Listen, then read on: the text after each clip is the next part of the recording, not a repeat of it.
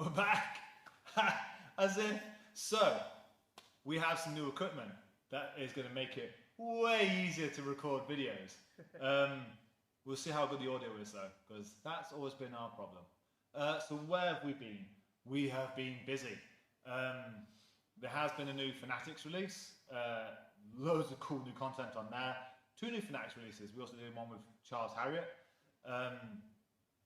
There's the Patreon, which pretty much any idea that I have goes up on there first. There's also people doing it one-to-one over WhatsApp, Zoom, whatever with me. It's a good growing community. I'm really enjoying it. So thank you for everyone supporting. We also have the podcast now. That's really that's a lot of fun. We either do an episode a week, read the week, or I get guests in, and there's been some pretty hot guests in there already. It's been fun. It's been a lot. So this video, we're not going to do seasons. Maybe we are going to do one season. We're putting together a documentary of beginners. So we're going to take some beginners, put them through a course through the ethological approach, pretty much teaching jiu-jitsu without jiu-jitsu, and it's going to be episodes every week. That's being started, and I'm so excited to create that. It's going to be crazy. Look forward to that. Oh, it's going to be crazy.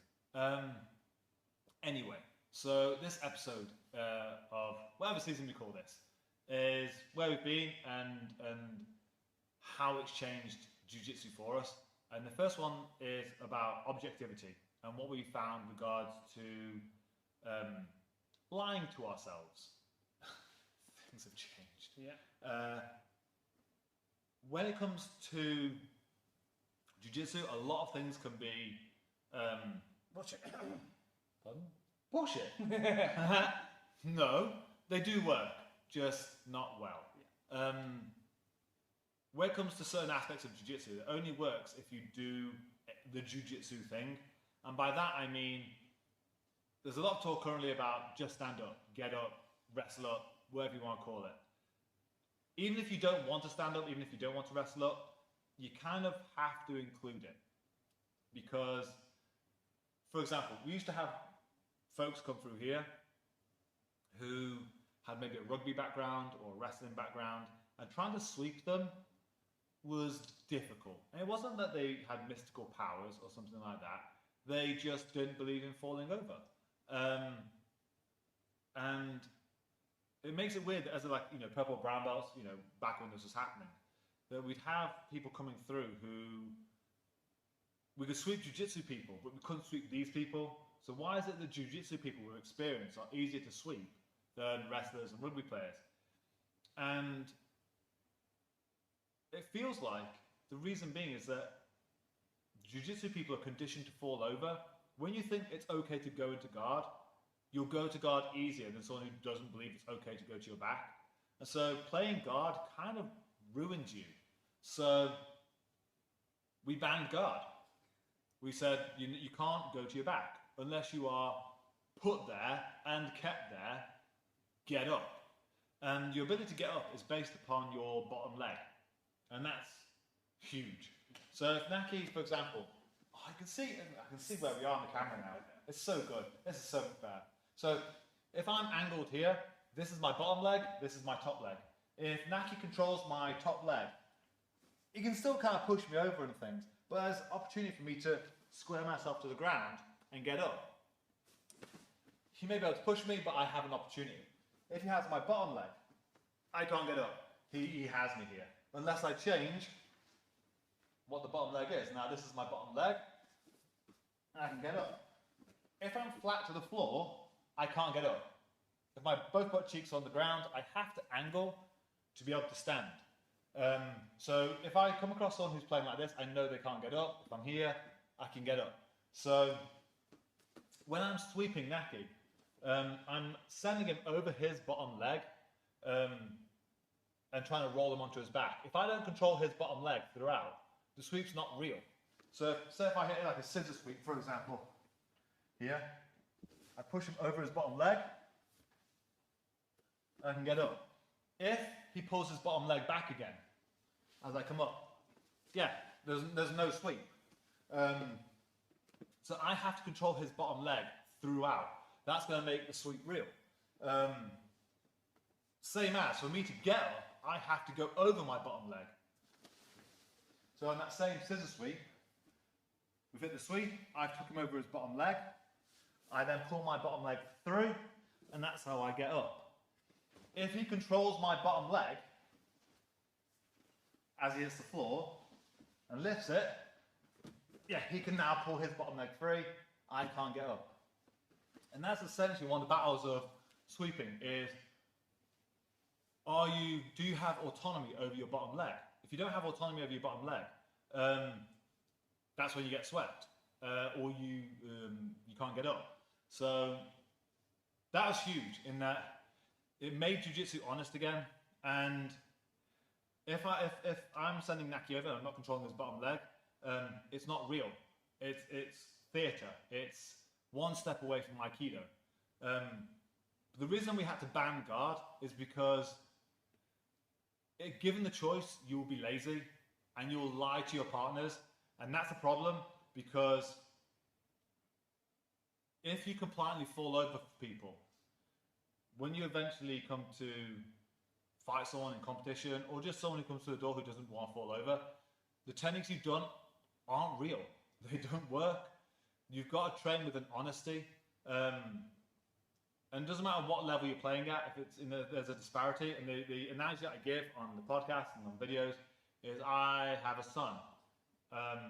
He's young, and if I want to play soccer with him, if I want to teach him how to be in goal, I have a choice. I can blast the ball through his little body. He doesn't learn anything. He just gets blasted with a football. I can kick it over his little head. Fuck him. Can we say that? Yeah. Fuck it. I can just kick it off the field. Fuck him. Don't want to play. Or I can kick it to a level that he may save it, he may not. And that's important, is I have to do the right thing for him at his level. If I do any of those other things, he's not learning, he doesn't gain out of this. And so, no matter, we're both black belts. Is this the first video I've made since you were a black belt? Yeah.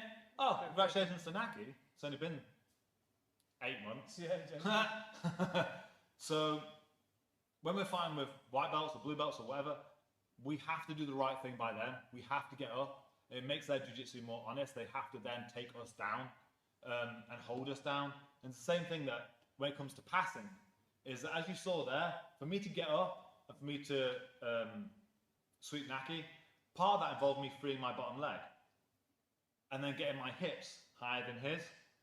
And by that, it sounds stupid, but if our hips are equal height, if we're here, so if we're on all fours and we're both equal, it's a fair fight. Whoever's hips are highest is the person on top and is acting upon the other person. So part of that fight, if we're both trying to get our bottom legs free, so if I sweep him and we get to here, we both pull our bottom legs free at the same time, who wins is the person who gets their hips higher than the other person. Which essentially devolves all jiu-jitsu into wrestling eventually, if your control's not there. The part that comes after that then that's really interesting is, yes, I've got to pull the bottom leg, yes, I've got to get my hips higher than his, but do I have to sweep him for those things to happen? Can I just pull my bottom leg free from guard and get up?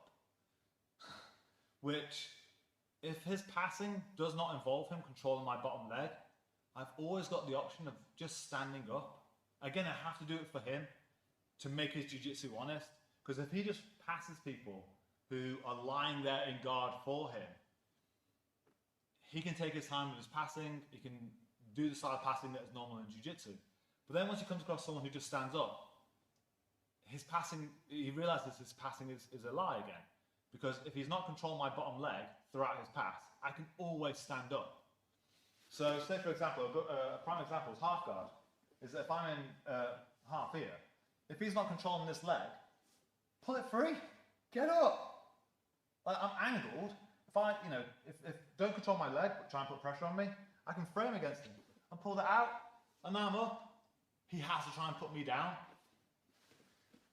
If I throw my bottom leg in deep, now he knows I can't get up, and so jiu-jitsu is normal again.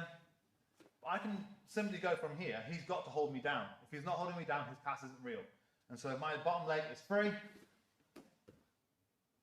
I can just pull it out and get up. And it's crucial to play these things.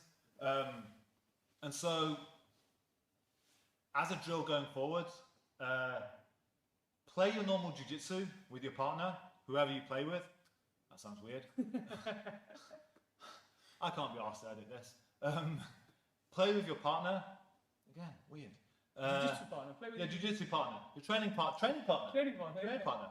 And if your bottom leg isn't being controlled, I want you to see if you can get up. Just stay upright, pull your bottom leg free, and just get up. And see how much of your jiu-jitsu has to change when that becomes involved. And there will be the question of, well, what if I come across a wrestler? Well, if you come across like a high-level grappler, sucks to be you.